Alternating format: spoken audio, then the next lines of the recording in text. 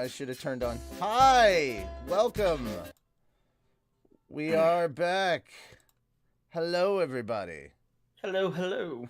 Yeah, I can turn it off studio mode. Yay! I can see the comments and everything. So, hi, everybody. There's a lot of stuff we got to talk about and go through today. It is a sad starting for Anime Church.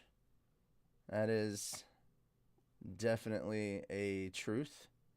I mean, truth be told, man, I've never seen a church that didn't start out depressing, so. I mean, well, we try to just tell the news, but we don't like it to be sad. So, yeah. Hello, doctor. Doctor? There's a doctor in here? I'm just a fucking asshole abridger with a fancy looking shirt and tie. And a troll ash looking dolphin. What? Right next to you. Oh, troll.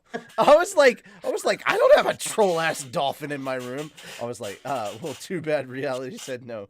All right. So, our first story that we have to talk about. Oh, that's right. I forgot to properly start off Anime Church. And you guys are going to fucking chastise me for it if I don't do it. Ladies and gentlemen of the congregation. There we go. We got that done. All right. So, praise Arceus, eat cookies. Yeah, there we go. Yeah, praise be. If I don't do the random shit, I keep going, Anime Church is a news show. And I keep forgetting you fuckers turned it into church. What is it with you in starting cults? I did not. Okay, this is the thing. Accidentally starting cults. It is never on purpose. Yeah, all right, but see, if I had a nickel for every time Richie accidentally started a cult, I'd have 2 to 3, which isn't a lot, but it's strange it's been this much. Right, four. Four? Yeah, 4 nickels, yeah. 4 nickels. Yeah. Which, again, not a lot, but strange that we've reached this much. Yeah, Menuism, Rimuruism, the Church of Arceus, apparently now. God damn, what else? There's one more. Anime Church. Yeah, proper anime church. There's 4 fucking religions. Honestly, though, anime church is just kind of an amalgamation of. Where's our tax exempt status? What the fuck? That's what I was saying. I was saying this last week. I was like, shit. Since we keep calling it anime church, why don't we just register it? Because John Oliver proved that any ridiculous any ridiculous religion can get approved. So I'm just like, all right, dude, let's get tax exempt and have people start sending us fucking religious gifts. Fucking A. Oh my god, Fat Dog becoming a religious exempt. What the fuck? Yeah, dude. Here's the thing. And then we can send lobbyists to DC that are religious lobbyists that are pro-choice. You know, and it's funny because I have like legit when I had that solar dispute with my HOA, man, people actually asked me, I shit you not, I had 4 to 7 people, I don't remember exactly how many different people ask me if I was going to run for office. Or if I had considered it. Like, I am not joking. No. Can you imagine me in a position of political power? No. You think you're stressed out enough already. Fuck. Jesus.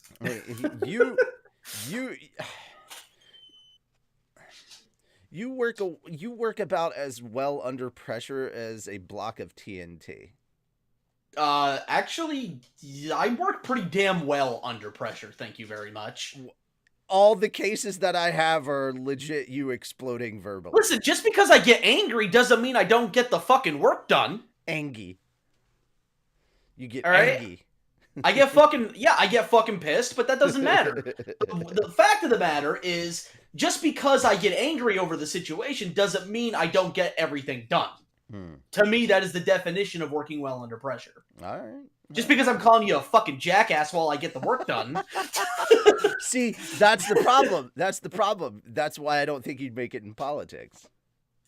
You know, the thing is, though, dude, is if Trump can make it in politics, I'm pretty sure anyone can at this point. Yeah, but Trump knew when to kiss ass. You just call everybody an idiot. I mean, am I wrong? Publicly. I mean, at least you do it to their face, but still. that nobody would want to work with you. Angie Tony Scowie. Oh God, must be the charisma. He's very good at. Wait, what? No, you can't blame my charisma for the fact that there are 4 fake religions here at Fat Dog. No, Yeah, no. Oops, did I just accidentally a religion? Yeah. You are not joking, sir. You are not joking. All right. So now that we've had the fun parts, I guess we should get on to the first topic of news coverage. If you did not already hear, at the age of 60, the Yu-Gi-Oh! Manga creator Kazuki Takahashi passed away. The Japan Coast Guard found mangaka creator Kazuki Takahashi off the coast of Nago City in Okinawa on the morning of Wednesday, July 6th. Wait, why was his body floating in the fucking... Okay, I'm gonna...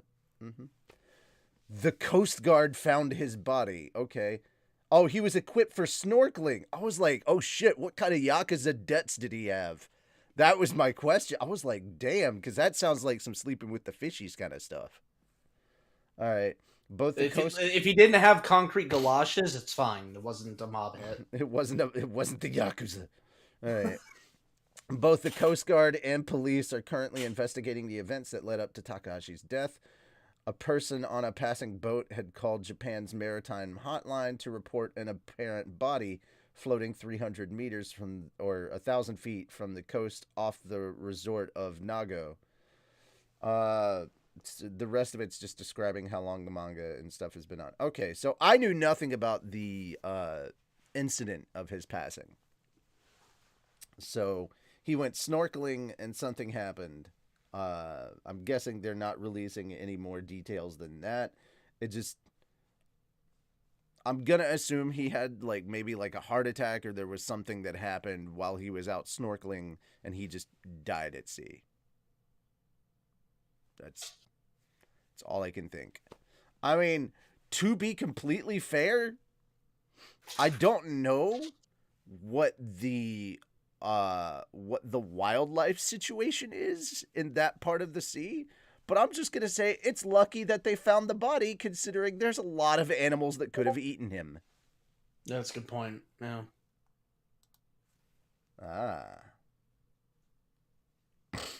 So I was like, I don't know how many sharks are in that area, so I'm just like, he didn't get nommed, so that's kind of a miracle in itself that they managed to recover the body. I had no idea, and I'm not trying to be rude or crude. It's just, based on that information, I'm honestly surprised that, that they recovered the body intact. Oh, I guess. I don't know. They didn't say if they recovered his... pardon me. That they didn't recover his body intact. But, yeah, this is sad news. For people unlike me who actually, their lives were affected by Yu-Gi-Oh! In some way, shape, or form. I personally... This is as far as my connection to him goes, is reading this article. I've never watched an episode of Yu-Gi-Oh!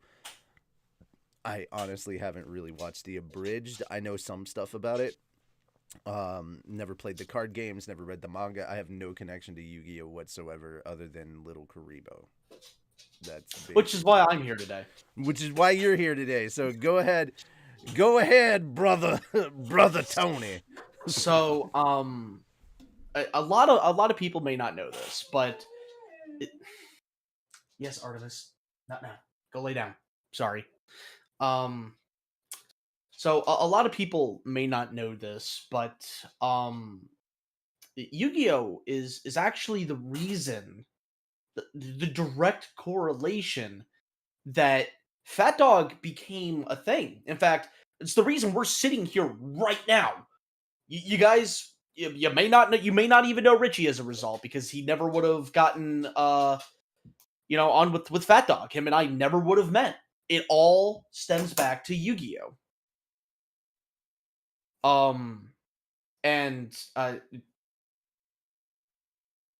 I've never really have said this fully publicly before, but back when Yu-Gi-Oh! Back when I was in high school, it was a very dark time for me. It's just wasn't a good time for me. And if not for the connections that I made, the friends that I made because of Yu-Gi-Oh, I would not be sitting here right now.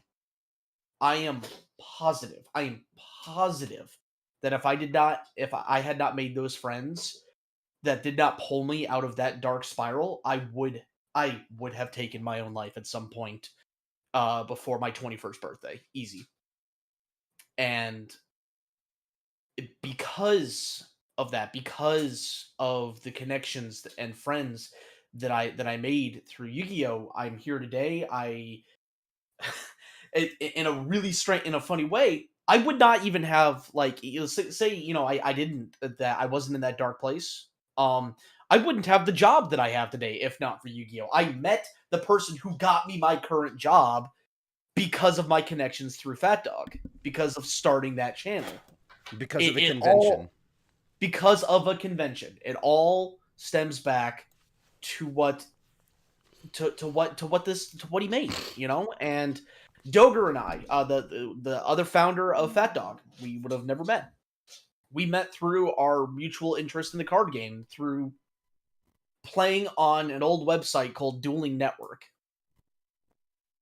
And through Doger, I met Darkon.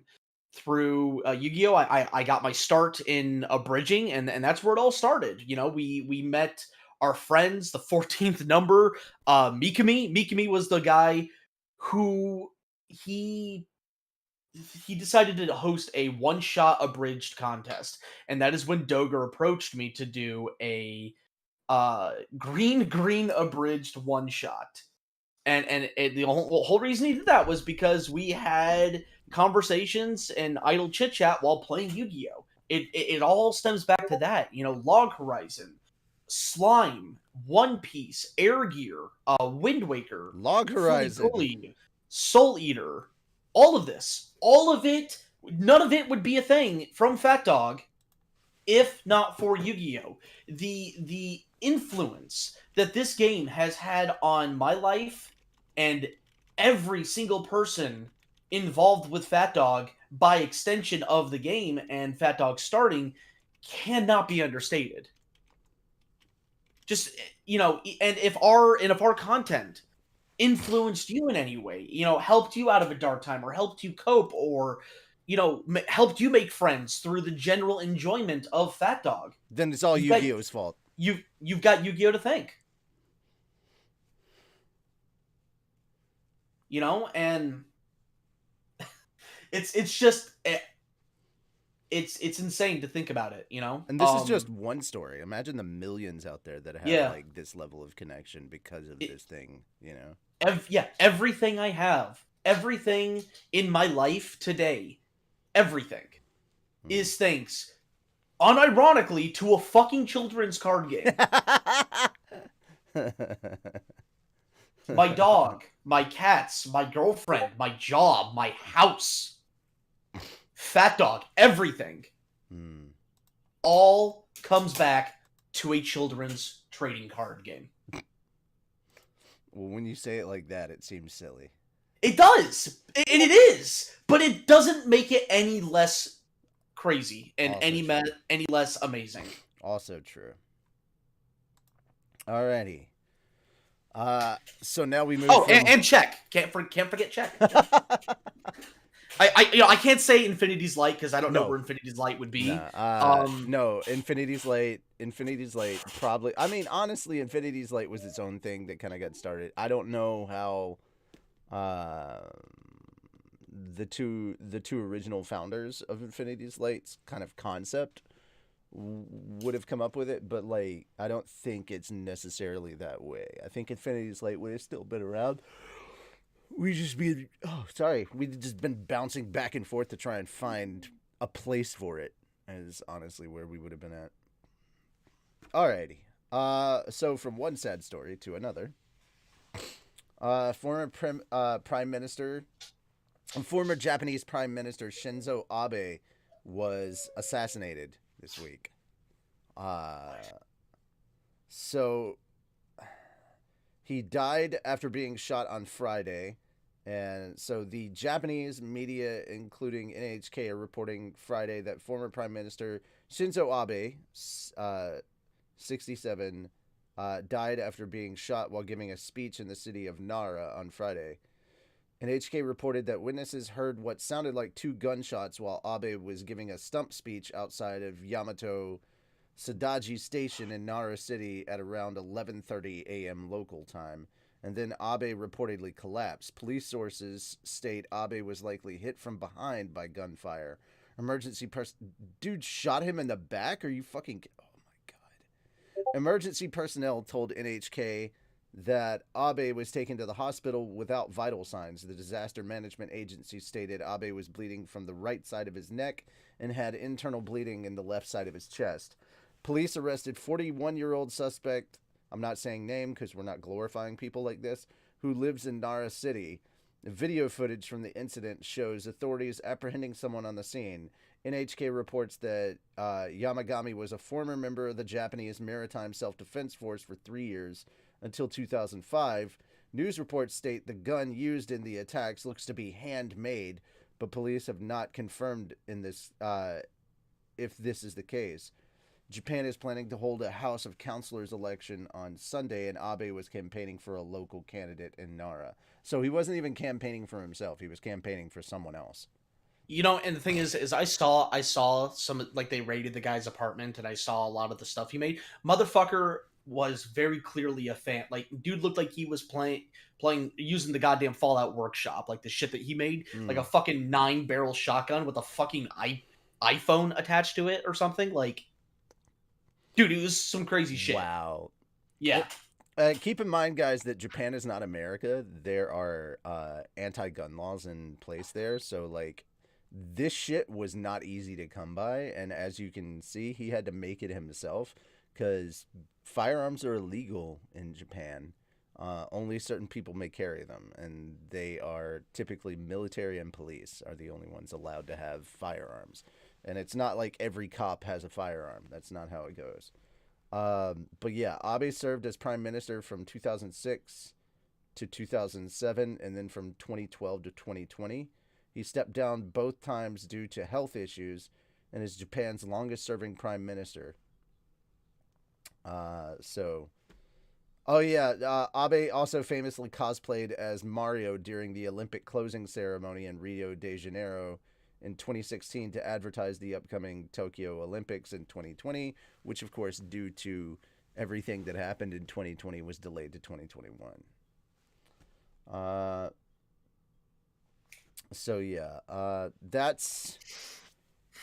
That's the shitty stuff there. I was about to say them's the breaks, but I was like, no, that's a different prime minister. Yeah. So fucking shit show. Yeah. That guy. We're not gonna go into that, but yeah. Anyway, all I'll say is, for those of you in the UK that had to deal with this, we understand your pain. My condolences. You know, at least the thing is at least you're able to get some shit done in your politics. So good on you. Yeah, right. All right. Anyway, that was the sad news about the prime minister and the absolute nut job that assassinated him. It turns out this guy shot and killed him because he thought he belonged to a party that he didn't actually belong to. Wow. Yep. So, I mean, it's one of these crazy conspiracy theorist nut job kind of guys. And guys, we have a lot of these people everywhere. So as much as you may be like, ha ha ha, that guy's a nut job, and it's like, hey, nut jobs do some crazy shit, and they can apparently get a hold of stuff. So it's not simply point and laugh. It's keep an eye on that guy, like, because you never know what they're gonna do. No kidding. Jesus. Yeah. What the fell? Wow, that's just dumb. Abe was a help for anime. Yeah, I wouldn't be surprised to find out Abe helped push anime forward to more global prospects in the 2010s. I mean, Anime made Japan a shit ton of money. This is gonna sound kind of weird, but like, I'm by no means happy that this happened, but in a really weird way, it's kind of. And again, this is gonna sound a little weird. It's kind of. It's sort of that whole misery loves company kind of thing, where it's kind of comforting realizing that the U.S. does not have a monopoly on nut jobs. Oh no, they exist everywhere. That's Yeah, that's for sure. Yeah. Alrighty, let's move on to some more fun topics. Dr. Stone anime season 3 video reveals title and spring 2023 debut is going to be called Dr. Stone New World. So yeah, the anime second season premiered in 2021. Crunchyroll stream. Okay, so nothing really major. The 1 hour Dr. Stone Resui anime special ended on Sunday. That's what you watched. You watched the Resui special. Okay. The 1 hour special ended on Sunday with a video that announced the Dr. Stone New World and spring 2023 premiere of the third Dr. Stone anime season. Now, I haven't watched the special, but I definitely want to because I know the motherfucker that they revived. Yeah, he's crazy, and I love him. And once he gets revived, everything like production begins. Like, I kind of almost immediately hated him. I liked season 1 more than I liked season 2 because they were building so much shit, you know? Yeah. And then season 2, it wasn't so much that they were building stuff as they were prepping to go to like a bloodless war or whatever. And that became kind of the focus. And the thing that I love Dr. Stone for is just watching them build all this crazy shit. The only time I have ever caught myself saying, okay, can we fucking end the tournament arc and get back to the other stuff? Yeah. So basically we're about to go back to that. There's going to be a lot of different shit that they're going to have to discover in order to build and create. And yeah, so Village is going to grow. Everything's going to grow. It's going to be great. So it's going to be terrific. Just terrific. Believe me. But yeah, I'm really looking forward to that. Season 3. For those of you who read the manga, by the way, the manga's over now. So, you can go and read it at your leisure.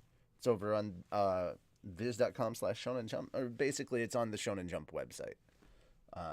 And it's all translated and it's all good. And it's like, I think it's like $2.99 a month for all the Shonen Jump stuff, which is a fucking amazing price. But yeah. Hi, Char. Hi. Wearing black too. We just covered those two topics. Let's not go back to the stories about Shinzo Abe and the Yu-Gi-Oh mangaka. That was the first thing. I was like, we just got on to like happier topics. I am so sorry. Okay. I literally just came back from, well, I'll say this. I start my new work tomorrow. Huzzah! So, yeah, I was doing like a dry run of the drive, which is like a couple-ish minute drive for the Pentagon. Wait. You're going to the Pentagon. I'm working at WIDA. Okay. I don't know what that is, but like I heard Pentagon. PBS station. I heard Pentagon. I was like, oh shit. She really has become her character. She's a spy. God, I hope not. No, but she became Sokka. Watch out. How could you be so hot and so heartless at the same time? I was like, watch out. She's gonna go to the Pentagon and find Soe. No, but my job is actually at the PBS station, so I'm going to be helping out with the news show that comes on every PBS station that is national. And for those of you who are out of the country, you could just watch the channel on YouTube. Okay. So yeah, we were talking about Dr. Stone because the new anime special just ended, and at the end they teased season 3. They gave the title of what season 3 is going to be and said that it's coming out in 2023. So let's go. Dr. Stone New World. And the OVA that just came out, or special. Well, or yeah, the whatever. special. Yeah, the Risui special. And I was talking a bit about like all the good stuff that's coming up in season 3 because I've read the manga and I'm like, we're getting back to basics. We're building shit. We're making shit again. So if you fell in love with the science of Dr. Stone, we're going right back to that. So He's blinding us with science again. Senku is blinding us with science. Yeah. So that how do you pronounce the new guy's name? which one? Ryusui. Oh, Ryusui. Risui. Yeah. All right. I'm just gonna call him Ryu for short. Or you could just call him Ryusui. Ryusui. Ryusui. Yeah, it's like okay, so just think about Ryu from Street Fighter and just add Sui. I know everybody calls him Ryu. That's not. No, I always Ryu. called him Ryusui. Ryu and Ken. Hadouken! Ryusui, like, you know, his immediate introduction, like, I'm like, yeah, I really don't like this. Like, he was more tolerable towards the end of the special, but like I'm like, this is just everything I hate. He is literally the world's greediest man. That is that's how they actually portrayed him. Yeah. And I will say this, they got the perfect seiyuu for him. He is a nut like job, the moment but, like, I heard that, I'm just like, he's perfect. I haven't seen it yet. I'm so all right, sad. so now here's the question. Coming out this weekend. Here's the question then. Who do you think would make the perfect English cast for him?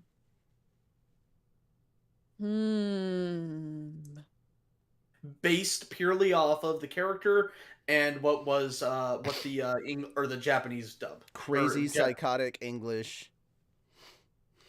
Me. Don't know why I'm thinking. Me. I want to. No, I was gonna say Alex Lee could pull it off if we're talking about current people in the anime industry. It like all right. My dream cast would be pulling Purple Eyes out of retirement. Oh my god!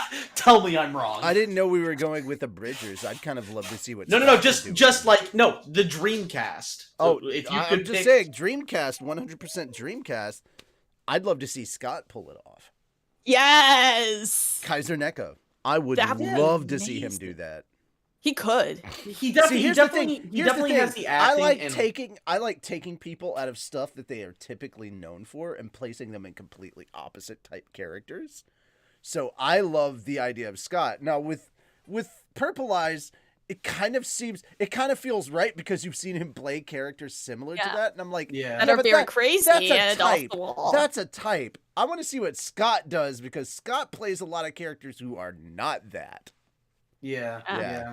It was definitely fun. That was definitely fun taking him out of like the normal roles and giving him just the creepiest fucking evil creep I could write for Shield Hero. Yeah. Which, by the way, guys, look forward to that. He kills it in the first episode of Shield Hero. Which is another thing since we're plugging things. Slime season 2. We haven't cast him, but I know I want to cast him as Guy or Guy. The Demon Lord Guy, or Demon Lord Guy. I'm not calling him Guy. It just sounds weird to say it. The bisexual redhead Demon Lord, that guy. He's smooth. He's creepy. And he flirts with everything. And I'm like, I want to see what Scott does with this. I really want to see. Because here's the thing. You can go hog wild with that role. Here's the thing. We've worked with Scott on multiple projects. And because of that, we kind of have a good understanding of what he can and what he has portrayed in before. And we were just kind of like, when he accepted the role of the king, we were just kind of like, we were fanboying a little bit. But like, it's also kind of a character that's sort of similar to stuff he's done before. Yeah, it seems like the types of roles that... it was just King Vegeta. Exactly. It was King Vegeta. It was for me. Bring me a dagger so that I may stab this baby. Bring me a better dagger so I may properly stab this baby. Yeah, bring me a baby so I may bludgeon this dagger. Yeah, exactly. Spider Phantom says he's not Might Guy. He's not Might Guy. But also Skinny Dude saying, as opposed to Guy, he's the Demon Lord that says, me! Oh my god, no! It gets even better! No, dude, I can't remember what the actor's name is, but the guy that played Guy Sensei in the Naruto dub. Might Guy. I'd love to see it. him, or if we're going for dream casting, oh God, what's his name? How did I forget the actor's name? Played Kronk. Patrick Warburton is his name. Patrick Warburton as Risui.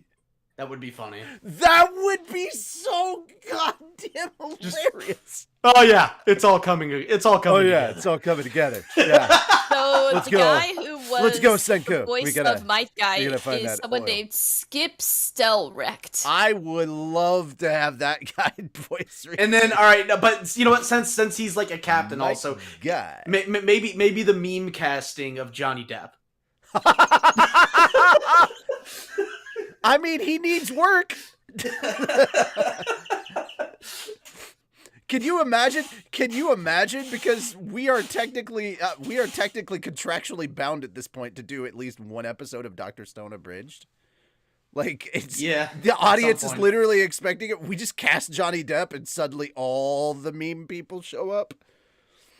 That'd be the end of it. I was like, okay, fuck it. We're a Dr. Stone Abridged channel from now on. Dude, that would garner so much attention. We would 100% get a cease and desist. Oh yeah, like 100%. 100. And then, but just imagine all the people that would bitch at the company for giving us a cease and desist. Like, we could live off of the salt alone. Dude, I already sustain myself off of salt, man. But you sustain people off of your own salt. Imagine being able to sustain yourself off other people's salt. I mean, dude, remember back in the days when salt was considered like worth its weight in gold, right? The thing is, dude, is what you don't understand, man, is all right. Now, hold up, now, because I love how this conversation is going. You don't understand, man. I'm like, I don't. See, I remember Tiba. But see, no, there's more than that. We never would have made it to Tiba if spite did not fuel me. That's also true. All right, because there are a number of people that were in my life at one point or another that basically tried to tear me down and say that I would never amount to anything, or my interest in anime or whatever, or I'd end up under a bridge watching anime for the rest of my life. Which, again, how would that even work? You watch hella... Okay, first off, you watch hella less anime than I do. Yeah. So... And I've never heard that, though. What I did was several years before that is I turned anime into my career. And I made a living off of anime, so people shut the fuck up about that. Yeah, exactly. Yeah, no, and I had some fucking asshole in high school, like, giving me shit, like, yeah, you're gonna, doing, just whatever. Anyway, the takeaway is... People didn't even know what anime was when I was in high school. Yeah, that's how old I am. The takeaway is... Spite, doing things out of spite, as long as it's in a constructive manner, is 100% a viable answer. That just reminds me of like what was it? It was on MXR Plays the other day. Dude was like, I'm gonna start a lingerie company, and everybody was shit talking him, and then he's like, and then I married this woman right here in the picture with me that has, and it was like one of his models that works for him, and she wears like H size, she's like an H cup, and I'm like, I'm not sure if her back pain is something you should brag about, bruh. Like, probably not, but you know what? Go you. Because you took the animosity everyone was giving you and you turned it into a career. Exactly. Yeah, it is. That shit fuels me. If I know someone wants me to fail, that is enough to make me say, "Watch me succeed, bitch." All right, so back to Dr. Stone. I'm looking forward to season 3 next year. It's gonna be good. You're not the biggest fan of Risui, but I guarantee you that later on you will be, because his personality type, they like, when I feel like when they started off, they didn't exactly know what to do with him. Like when he first showed up, they were like, this is the type of character he is, and then they were like, shit, we got to make him lovable. It was like, yeah, they did. Trust me, Risui is one of the good characters. Like, he's a really good character, especially as time goes on. He becomes one of the mains, and he's like such an interesting guy. Yeah, and there's something oddly endearing about his greed when it comes later. Like, I will say, when I first saw him, I'm just like, don't know if he's gonna end up like Tsukasa. But then as time went on, I'm like, okay, he's grown on me. So he's like the Full Metal Alchemist Brotherhood greed. I think so, yeah. Alrighty. Although, I'll say this, full disclosure, this was back in 2017 when I started watching anime and before Troy Baker endorsed NFTs and then unendorsed them. I actually had a liking for Second Greed. Okay. I mean, like, not that way, but I guess I mean... I was gonna say, hey, I am no one to kink shame here. To each his own. To each his or her own. I'm sorry, to each their own, because we have non-binary people. Yes, but yes. For some reason I'm just like, no, he's gonna turn into one of the good guys. Even though I know Troy Baker has done like a variety of voice acting roles. Like, dude has voiced Loki in Disney Channel stuff. Also the Joker. True too. Yeah, he did a younger version of Mark Hamill's Joker, and I was like, "Oh shit, that's kind of legit." Yeah, it literally sounds the same. Well, I mean, there's minor differences, but I think you could pass that off as just being like, "Oh, this is a younger version of that Joker," you know. Mm-hmm. But yeah, like he's played a lot of bad guys. Like people know Crispin Freeman as the voice of Alucard and Itachi, and I'm like, bro, he's done a lot of other shit too. Plus, he's also like one of the suavest, nicest, smoothest people. Like, just like, honestly, the reason I know all the shit I know about microphones now is because of Crispin Freeman coming in. Like, I had a brand new Yeti and did not know what to do with it. I was just like, it's a better mic than the Snowball I was using, and I had it set up, and he was like, oh, here, let me show you. And he's like, here, we gotta change the settings to cardioid. And I was like, wait, what's cardioid? So this is how early in the day it was. And he was just like 5 minutes of the interview was spent on just talking about the microphone, and I hadn't even pressed the record button. So yeah, I'll say this: he came in, we talked anime, and then the last 5 minutes of the conversation was just about his shoes. Because his shoes were ball. Dude is the only person I know that wears suede dress shoes at an anime convention. And he was walking around with like a button-up shirt and stuff. Like he was dressed for success. You know what I'm saying? I felt like I was giving a job interview because he just walked in looking suave as fuck, and I was like, meanwhile, here I am in a t-shirt and jeans, and I'm like, I am severely underdressed. Oops.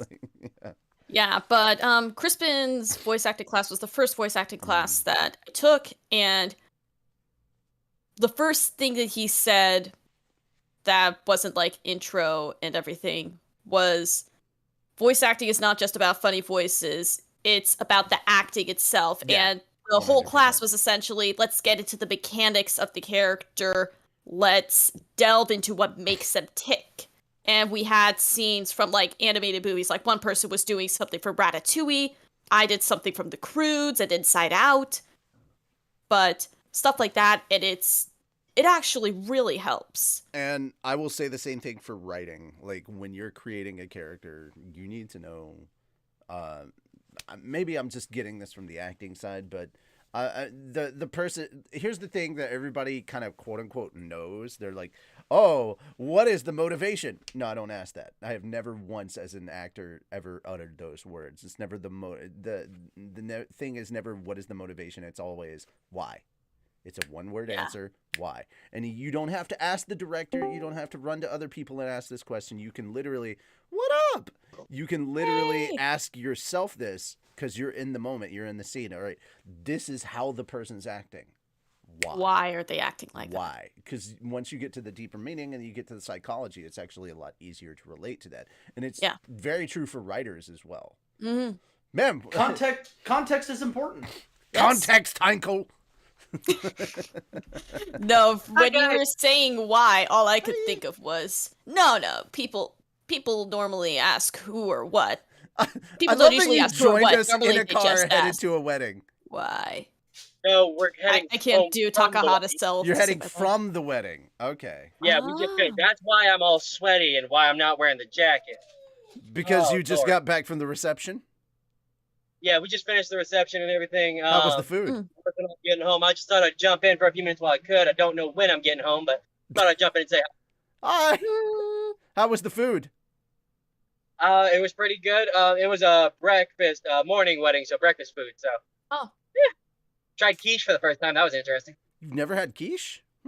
I've never had quiche, but I'm It's probably pretty the good. exception. It's literally It's like an basically egg like- souffle. That's basically it. Pretty You good. know, some are breaded, some are unbreaded. You can, and it doesn't have to be like the whole eggs. You can just straight out use like egg white.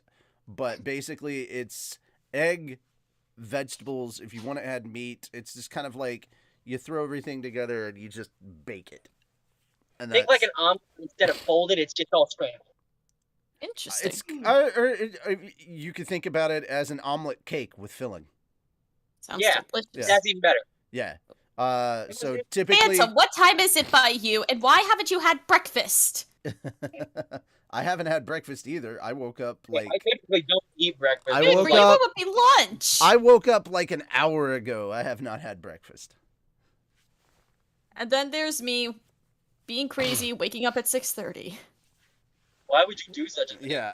To be fair, To be it's fair, his I went to fault. sleep at It 4 is his a.m. and fault woke my up sleep at 8. schedule is like this. It is Moon's fault, 100%. I mean, Because the reactions that we do keep going till 4 in the morning. By myself. Yeah, we record the reactions late at night. Okay, so Yeah, I Yep. was just. I don't know how here's we my ended up thing, here. And this is actually part of the reason why I'm not on the slime readings anymore. Here by me just being chaos, as No, always. no, we were off topic way before you jumped in. But Oh, then who knows?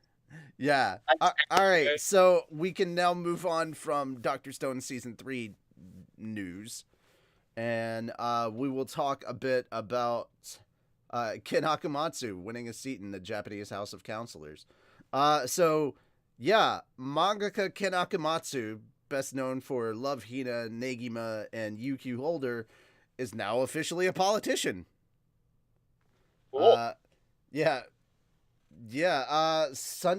Projected on Sunday evening, it was that he would win his seat in the Liberal Democratic Party, won enough votes in the 26th House of Counselors election to secure a seat for the manga creator Ken Akamatsu. Akamatsu secured a seat in the proportional district of the House of Counselors, the upper house of Japan's House of Representatives. Instead of representing a district linked to a specific local area, he will be representing the LDP nationwide. He campaigned in person in all 47 prefectures in Japan. Akamatsu announced his intention to run the House of Counselors in December. He stated that his major goal is to protect the freedom of expression. He ended his UQ Holder manga series, which is a sequel to his Negima series, in February during his campaign. Akamatsu delved into politics in 2011 when he warned that proposed changes to Japan's copyright law would destroy derivative doujin, or self-published works. Kensuke Fukui, a lawyer of the Nihon University and Nihon University professor, wrote an essay about the ongoing Trans-Pacific Partnership Agreement talks that prompted Akamatsu's remarks. Akamatsu continued to speak about his concerns on the TPP talks in the following years. In 2013, he joined other creators in opposing the LDP and its partners and proposed an amendment to the CP laws. According to the bill's opponents, the initial drafts did not differentiate between CP featuring real children and images of children. Okay, you got to realize that Negima and UQ Holder, a lot of those kids, a lot of those people, like it's not to the degree of sexuality that CP would be at, but it kind of felt like they were going after his livelihood. It's just a silly manga where it's all about it's romance comedy type manga with kids. And nobody here is going full Stephen King with it. If you read the book, you know what I'm talking about. But yeah, I could see that he was worried about his livelihood. Okay, so I'm not exactly in 100% agreement, but him saying that Japan needs to change its fucking copyright laws, 100% in agreement with that. Oh, yeah. Yeah. Or rather, they need to have actual fucking copyright laws in the first place. Right. Moon, what were you going to say?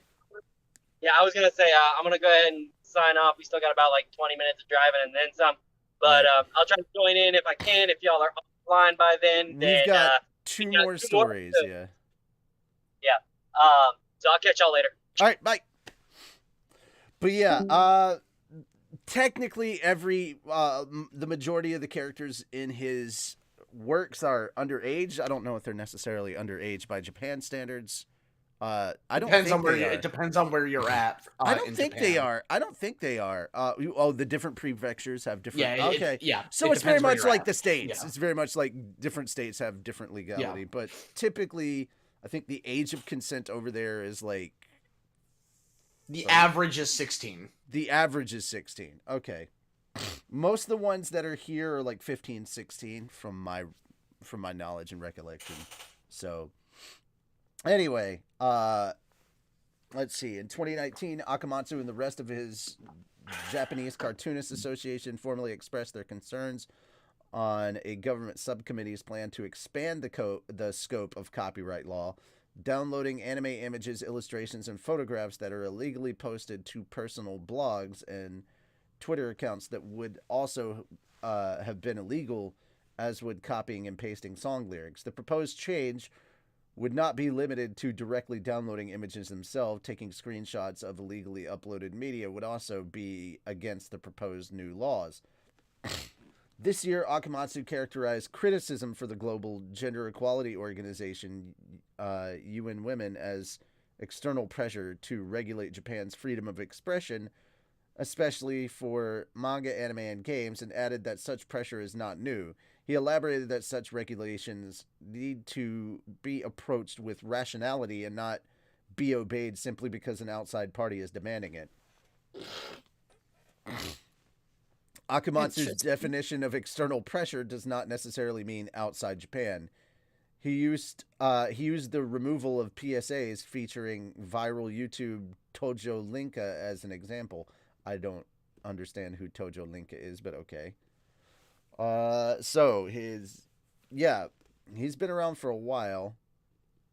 He did 14 And he essentially doesn't volumes like of Love copyright Line. in any form. Yeah, I mean, I understand the need for copyright, but I kind of want to go back to the old laws where it's 7 years after the creator, it enters the public, 7 years after the creator has made the work, it becomes public domain. I mean, if you want to stretch that out to 14, that's fine. But the current copyright law of 70 years after the creator's death, that's not okay. Yeah, that's ridiculous. Then that would mean essentially the only thing.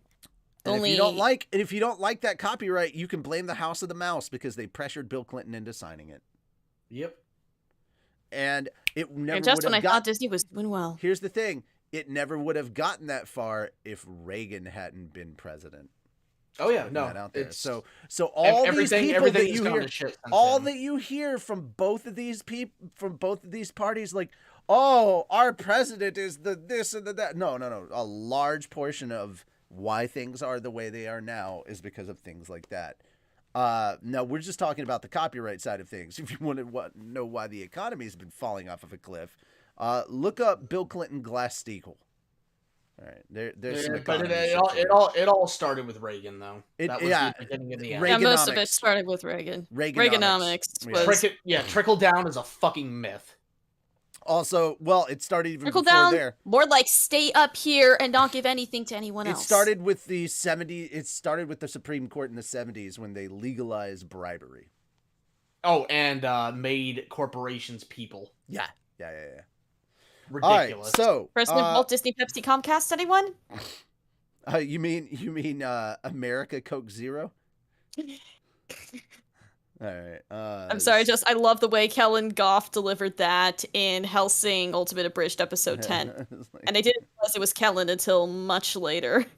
Alrighty, so on to our second to last topic.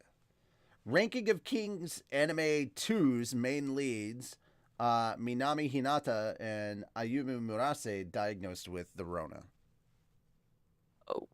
Yeah. Anime event on Sunday got canceled. The talent agency Axel One announced on Thursday that the Ranking of King Anime's lead voice actress had tested positive for the Rona after feeling unwell with a fever. As a result, she canceled her appearance on the anime special event Summerfest on Sunday. Okay, so it's just their two main leads. For a second, I thought Ranking of Kings was getting a second season, and I was like, wait, what? Okay. Hinata and Murase are separately undergoing treatment on the guidance of medical professionals. As a result, the organizers of Sunday's event announced on Saturday that they canceled the event entirely. The anime's website and Twitter account will notify ticket holders of refund procedures as soon as they are decided. Right.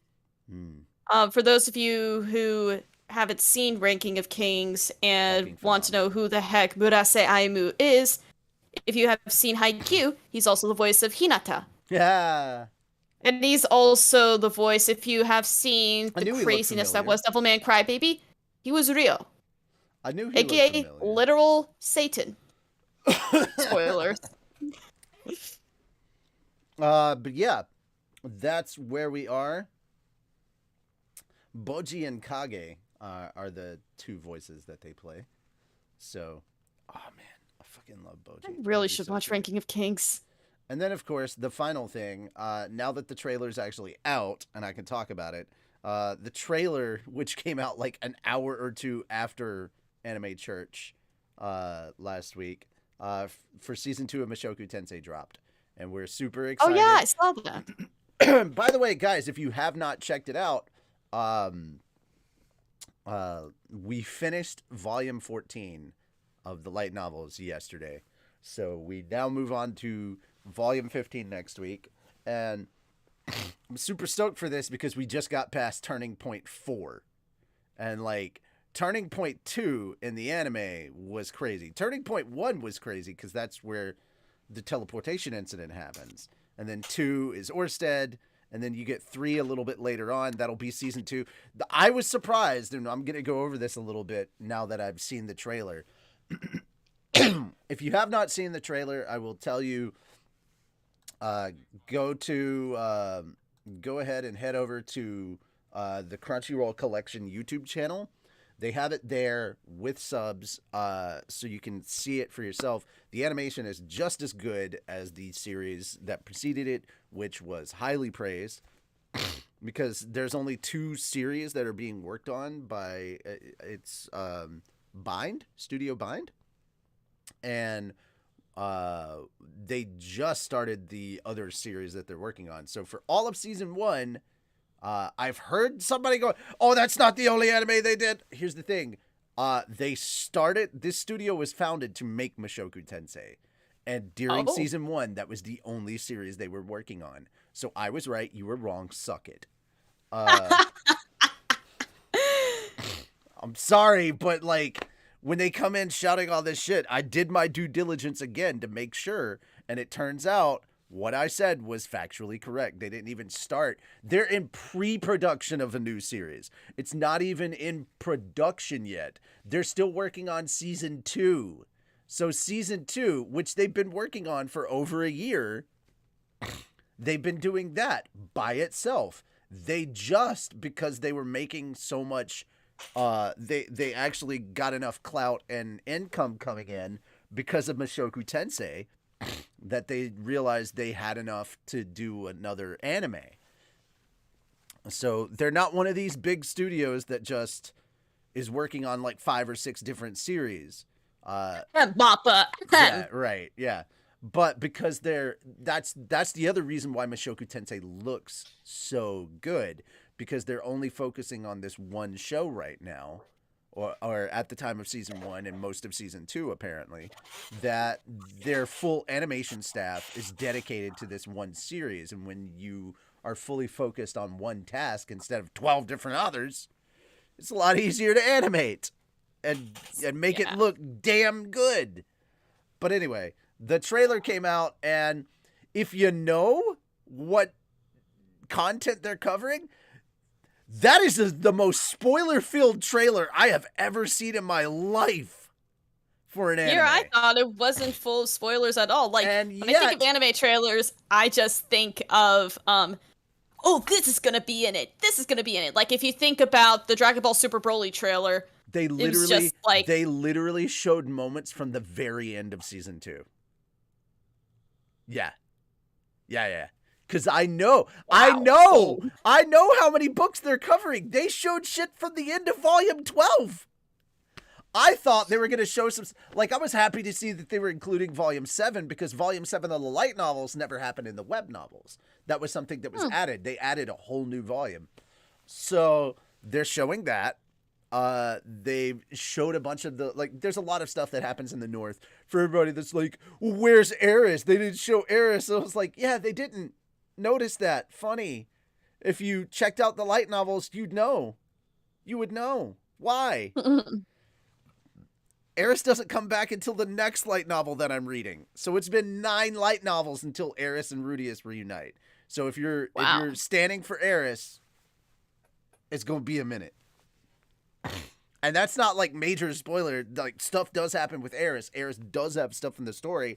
I'm not going to talk about it. But yeah, if you're like, when are they getting back together? It's going to be a minute. Deal with it. There's a lot of other stuff that goes down in this series, and it's a really good series. I mean, some people are probably not going to like this because it does switch to kind of a slice of life aspect, but I'm like, you're literally following the life of one character. It's not all going to be action. I think the problem is too many people have gotten used to like this isekai format of like, okay, every episode there's a new thing or the stakes escalate. Yeah, it's like we've gotten into this kind of isekai formula, and Mushoku Tensei does not do that. It is 5 different things all at once. It's a fantasy isekai, yes, but it's also kind of like sometimes proper romance, sometimes cringe because Rudy, why do you act this way? And then, things like that. But yeah, if you don't know what's going on in the books that are being covered from season 2, then it's just a really good trailer. This is the cool thing that I liked about this trailer. And I'm not saying that this one is necessarily different. It's definitely the most spoiler-filled I've seen. But here's the thing. If you don't know about any of these spoilers, it's just a dope-ass trailer. Yeah. That's how I felt. I haven't seen or read a drop of Mushoku Tensei. It's more kind of me looking at the trailer and going, huh, surprised they added that. Oh shit, I'm really surprised. Wait, whoa. How spoilerific is this trailer gonna get? Because they show the aftermath of like super crucial events. And I'm like, all right, I'm just gonna drink my tea. That's none of my business. None of my business. I mean, hey, I didn't cut the trailer. Not my problem. I'm happy to see it all animated, but yeah, spoiler filled. And Tony, I believe you had one more rant that you wanted to go on. Speaking of trailers and new anime coming up. Fuck CG. Okay, this is the portion. This is the portion where we move on from Mushoku Tensei to Trigun to give everybody an idea of where we're going with this. I thought there was gonna be more of a segue, and he just dived into fuck CG. Oh my God. Now, I'm going to fucking die on this hill. All right, okay. I will not bend on this. CG as the actual main visual medium of anime has no fucking business being here ever. It always looks inferior. Always looks inferior to the standard medium that we are accustomed to. CG should only be reserved for enhancing or calling attention to certain effects or different things in your standard 2D anime. You know, background 3D things so that you can make things a little faster. Yeah, it's like sometimes it looks a little sloppy, but whatever. It depends how it's done. Please, no more Overlord Season 3 marching armies.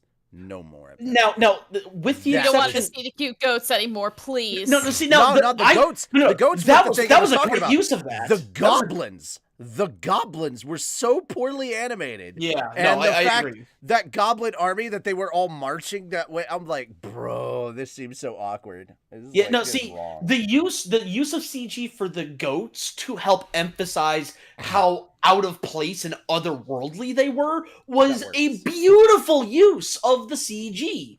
It looked out of place because it was meant to be out of place. That was beautiful. Another great use, Attack on Titan season 1. There Season was 1. actually a Yes, shit. seasons 2 and 3 of the Colossal Titan. Oh, No. awful. Oh yeah, no, agreed. God, Season 1 Attack on Titan. The first 2 watch throughs, I didn't even only good realize there season. was. I didn't even realize there was CG Yeah. until my third watch through. And then like Zoids, that's another good example of CG being used correctly for the actual Zoids themselves. It should be complementary. It should not be the main draw. Fuck you, CG. Fuck you, I was anime going to company. say, then I take it you don't like the way Beastars is done. Oh, I won't even look at it. My eyes bleed. So I think this is a good moment to say, Tony, what'd you think of the new Trigun trailer? There we go. It is a good thing I had no sharp objects near me because I wanted to stab my fucking eyes out. All right, like it's to say nothing. To say nothing of the CG, the god awful fucking waxy fucking CG we got, but the fact that the fucker looks like Machine Gun Kelly now, come the fuck on. You heard it here. Vasta Stampede is gonna get destroyed by Eminem.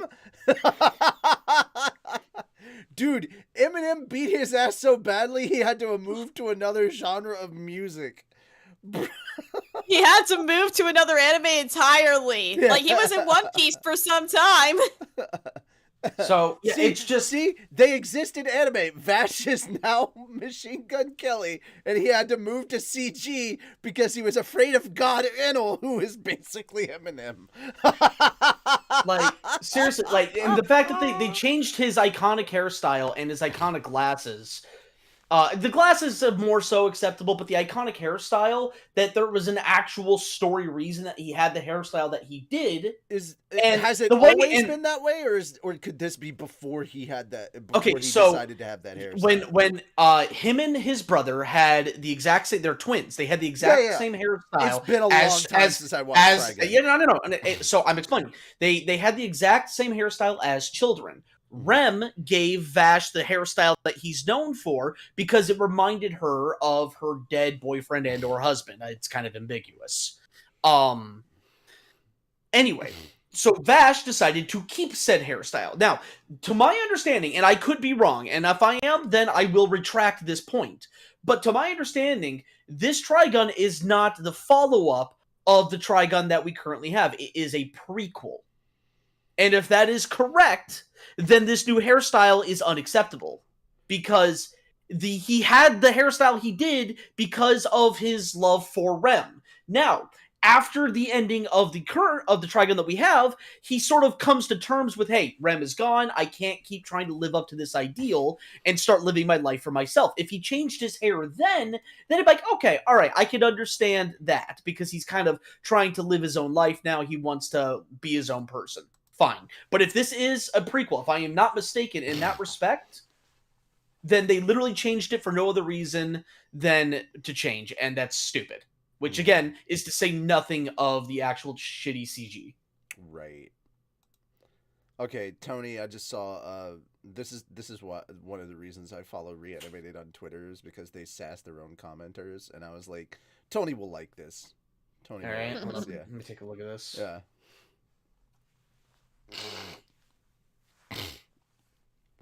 Like, one of their reactions that they did recently was a Dragon Ball Z or Dragon Ball fan film that was pretty dope looking, and they titled it "This is what Dragon Ball Z should have been," blah blah blah, and then somebody started yelling at them in the comments, and they just clapped back, and it was beautiful.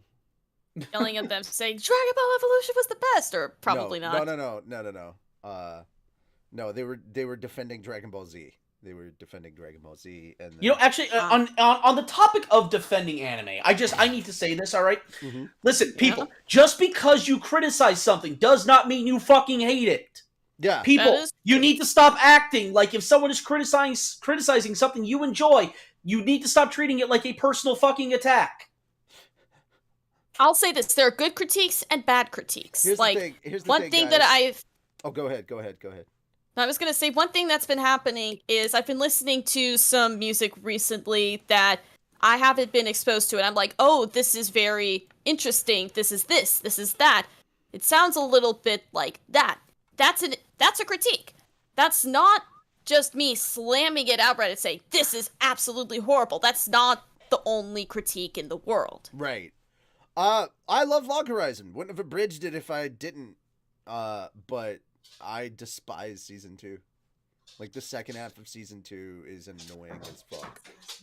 And I think that it does not serve much merit to the main story. And honestly, the second half of season 2 is why I haven't watched season 3. That's the real reason. I know season 3's out there. I know I should watch it, but I haven't. Yeah, I haven't either, actually. That was the same way I felt with the two guys that are responsible for Log Horizon abridged on this channel. We haven't seen Log Horizon season 3. I mean, to be fair, I got maybe like 3 or 4 episodes into it, and I just sort of lost interest. Of season 3, I never saw it. Like, here's the thing. I got like 3 or 4 episodes. What I am probably gonna do is I'm just gonna sit down and read the light novels. That's probably a good idea. That's what happened when I was watching Seven Deadly Sins season 3. 1 and 2 were animated really well, thank you A1 Studios.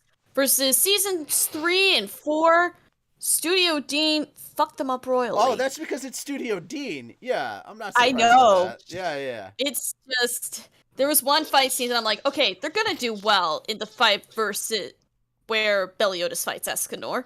Right. They dropped the ball horribly. Dropped the ball. Yeah. Firmly grasp it. Dropped. Yeah. All right. Yeah. So but after that, instead, I pretty much just read the manga, and I'm like, okay, this is fine. So here are the series coming up this season that have either just started or about to start. That I'm really looking forward to, and we can talk a little bit about. All right. So. Finally, can talk about these. I think the first episode has already come out for season 2 of Devil is a Part-Timer. Super excited. Oh yeah, it should be coming out pretty soon. Yeah. I read the light novels, and I know where this series is going, and I'm super excited because I can't wait. It's adorable. And even with like one of the more recent trailers, it started off with the little kid going, "Daddy is sated," and then the parents are like, "What?" And then it ends with the hero as Mama. Yeah. By the way, fun fact: the second season, or rather the material covered in the second season of Devil's a Part-Timer was actually a lot of inspiration for a lot of the stuff in Czech. Believe it or not. Nice. Yeah. Dude, it was so good. So the Tree of Sephiroth and all that stuff. Yeah. I can't go into it any more than that, but yeah, just know that. All right. Secondly, season 2 of Rent a Girlfriend. I need to go back and rewatch season 1 because it's been a minute, so I'm gonna rewatch season 1 before starting up season 2. I did the same thing with Classroom of the Elite. I rewatched all of season 1, and that's when I realized I'd only watched half of Classroom of the Elite season. Yeah, so I got the second half, and I was like, oh shit, this is good. And I was like, I liked it before, but I guess I just kind of fell out, and then I rewatched it, and I was like, fuck, this is so good. Like, I remembered it being good, and now I want to grab the light novels and read those because that's been my obsession. As a writer, oh, yeah, that's how reading. I felt with Hunter x Hunter. I first started watching it, like, I think it was back when I started getting into anime, and everyone was like, oh, Hunter x Hunter's good. Definitely check out Hunter x Hunter. Mm-hmm. And I stopped around the end of the Hunter exam arc, and I only just got back into it recently. Oh, boy. Wait. So you haven't finished Hunter x Hunter? I finished the anime Hunter x Hunter. Oh, okay. So in that case, I can say this. It still blows my mind that Hunter x Hunter went from adventure anime to horror anime in about an episode. Yeah. Right? Like, I'll say this. Bro, it's the Gone same. gave me chills. It's the with same. that. It's the same for Ruby though, dude. In season 6 of Ruby, they had a legit 2-part episode that was like 100% horror. It was the apathy episode, and I was like, "Oh fuck!" Like I remember that. people Yeah, that was a good shit, one. people shit all over the everything after Monty Ohm, and I'm like, dude, the story got good. I'm sorry to say this. Monty had some good ideas, and he had amazing fight choreography. But the first 3 seasons were basically anything. Well, the first 2.5 seasons were anything I could find in any anime out there. It was generic anime stuff that I could find anywhere. So it wasn't, it did not feel original. It did not, like, there were some concepts that were definitely original, but it felt like this is some of the same cookie cutter. It was stuff. half baked is the word you're looking Yeah, for. it was very half baked. Very half baked. And people hold up the first 3 seasons like they are godly, and I'm like, dude, the story didn't even get interesting until later on. Like, maybe all this was written out, and like, straight up, the writers straight up said they are following Monty's script for outline for the whole show, because Monty had the whole thing written up, which is, guys, here's the important thing. If you're gonna have a long running series, you need to know how it's going to end. Plan it out. Have it planned out from the beginning. Yep. Infinity's In fact, Light actually, is that way. Check is that way. Like, Yep, exactly.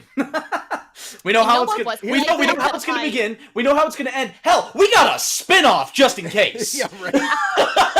You know what TV show that I used to love that wasn't like that at all? Slime I mean, Bridge yes, was like they that. did have the final battle idea, but after the success of like seasons 1 and 2 and what on, Once Upon a Time just kept on adding so many characters. Like, not even characters that were in Fairy Tail. What the fuck are Dr. Jekyll and Mr. Hyde doing there? I used to like that show, but like after season 3, I fell off. I was like, nah, I'm good. Yeah, we're done.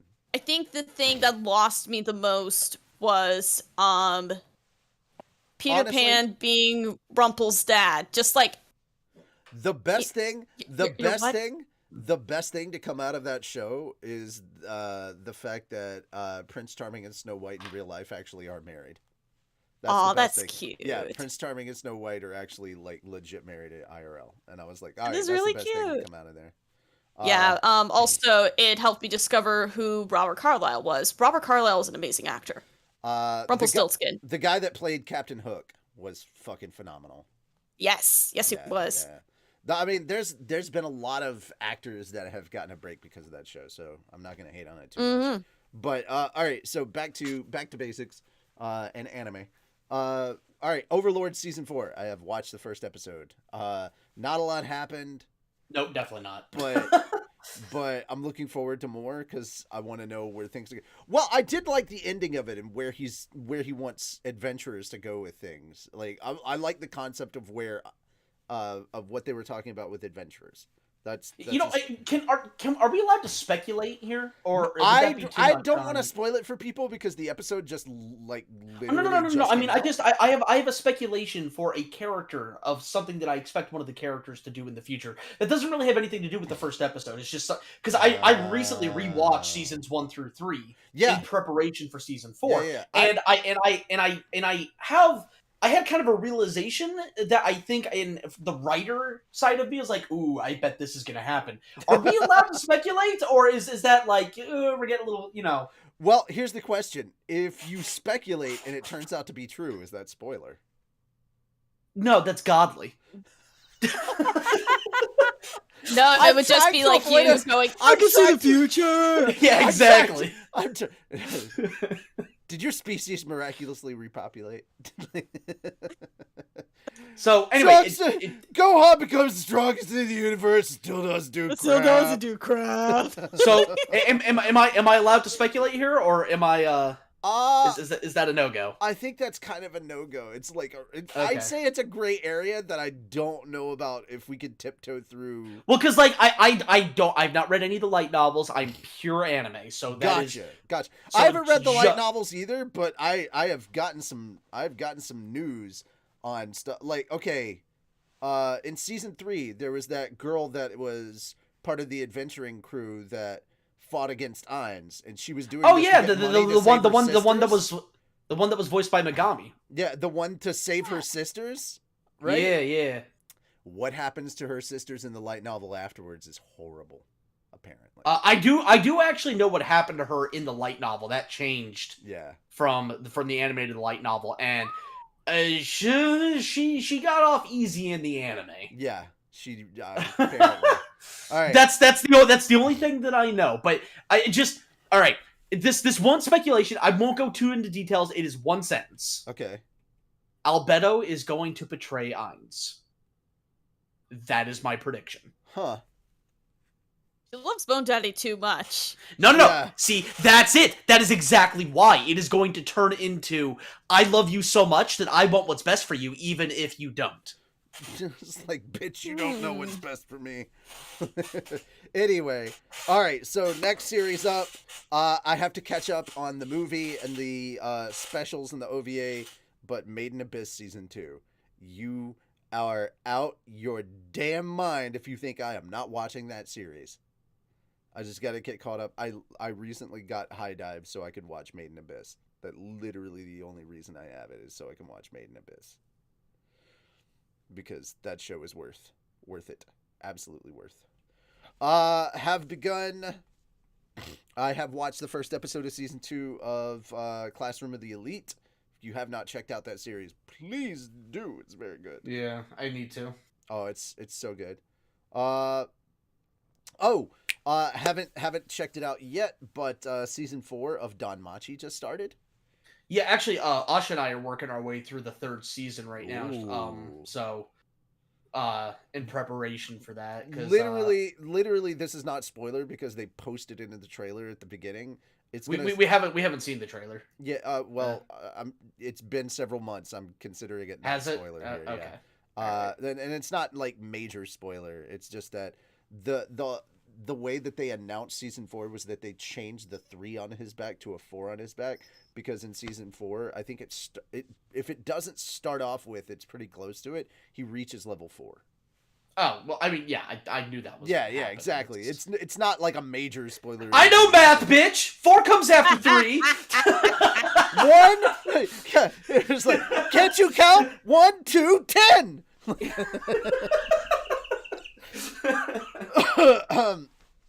All right. I have been told that we should kind of give my isekai life a chance. I gained a second character class, and Jesus, it's like one of these long light novel titles.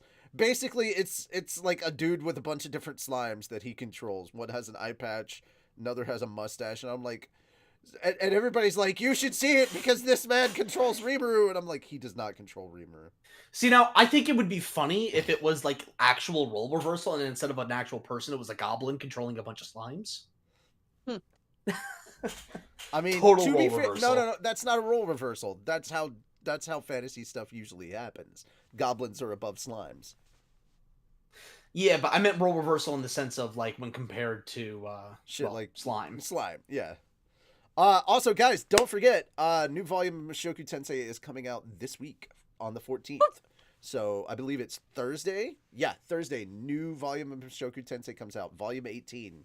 Now that's for digital only. If you are a physical copy version of the light novel only, sadly, you're going to be waiting until September. Don't look at me. I don't make the rules. Blame supply chain problems. But yeah. My stepmom's daughter is my ex. That's an interesting comedy concept. I'm trying to look at any more of this stuff. The maid I hired recently is mysterious. I've been hearing whisperings about that. But other than that, other than like the returning stuff, there's not a lot of hype for the new stuff. I'm going to wait until a couple of weeks from now to see, because typically people that have to react to a whole bunch of new anime and stuff are going to, like, I will hear that's why I like checking out reactors, because they're honest about their shit. Like, I know a channel where dude is reacting to like 20 different series, and I'm like, yeah, within 3 weeks that's going to be whittled down to about 6. It's like, It's like after like 3 or 4 weeks, he's gonna be like, yeah, this is not worth continuing, and so I know what's worth my time and what's not. Not necessarily just based on him, but like the aggregate of a bunch of different reactors. And I'm like, all right, cool, because like I know what not to waste my time on, and that helps a lot because there's a lot of anime here that I know nothing about because it's just getting started, and yeah, I kind of let them test it for me. So it's kind of like Nostalgia Critic, They watch it so I don't have to. I remember it so you don't have to. But yeah, that is the seasonal stuff. Looking forward to it. Also, guys, if you haven't had a chance to check it out, Rent a Girlfriend, the mangaka was part of was one of the members of a series of videos called A Day in the Life by Paulo from Tokyo. He does a day in the life of like a different worker in Japan. And when they got to mangaka, it was the guy that does this. His whole setup is digital. It's great. It's freaking phenomenal. I loved like seeing his setup. Like he does have his assistants come in and there's a bunch of different computers, but like he works from home because his studio is under his house, so he can actually spend time with his family after work. And I'm like, dude, that's great. And he's also known as the fastest mangaka in Japan. Like he can churn it out fast. I'm like, that's great. So yeah, it's Rent a Girlfriend. I was really like, I watched it and I didn't know, I didn't make the connection of like, oh, it's this series. And now that I know it, I'm like, oh, that's really good. You guys should go check that out. It's pretty cool. Support Paulo from Tokyo. He's really good. Yeah, that's basically everything I had to say. I think we're pretty much done with Anime Church. As for the reactions, we will have new reactions coming up soon for Mushoku Tensei. As I said before, we have been reacting to a lot of it. We only have 2 episodes of Mushoku Tensei left to react to, me and Moon, and then he gets to react to the trailer. So that's going to be interesting. And then he moves on to Konosuba. I will not be joining him for Konosuba. I'm letting him do that one on his own. I was there for Mushoku Tensei just to kind of like ease him into reacting so he'd have somebody to talk to. And I'm like, all right, now what you're going to have to do is talk to the audience like as if I were here with you. It's like, you just all right, I'm now letting go of the bike. Yeah, exactly. Fly. Take it off the... I gave you a whole series. Training wheels are gone now. But yeah, he's going to be reacting to Konosuba, and then after that, Log Horizon. Literally, the name of the reaction series is called Wait, You Haven't Seen? And that's literally, and then like right now we're on Mushoku Tensei edition, and then it's Konosuba edition, then Log Horizon. Like, here's the thing, guys. This whole thing came about because he auditioned for Slime and he'd never seen Slime. And we were like, bro, you auditioned for Slime Bridge, but you'd never seen Slime. And he's like, nope. And we're like, what the fuck? And I was like, I forced him to watch both seasons, and he was like, fuck, this show is so good. I'm like, yes, there you go. I'm like... But anyway, that's it for Anime Church. Praise Arceus. Woo! Don't do school, stay in drugs. Wait. Don't do school, stay in drugs. I love that. That's great. Yeah, we'll see you guys tomorrow for more Slime light novel readings.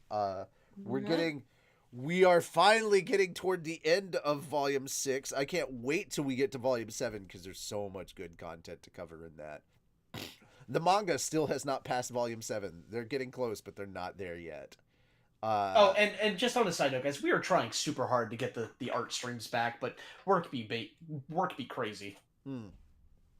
So I was gonna ask you about that at some point, but it kept slipping my mind. I was gonna be like, hey, are Tuesdays we've been trying. No, other people. We have been trying literally every Tuesday, but stuff has been catching fire every fucking Tuesday. All right, well, the Hunger Games be the Hunger Games, man. Yeah. The odds be ever in your favor. I just heard catching fire, and that's immediately where my head went. So, Right, oh, sorry. I can't do that. I can't, like, my hand does not want to do that. With my right hand, my pinky, anytime I try to lower my pinky, my ring finger tries to come with it. Which is funny, because on my left hand, I can. Right. No.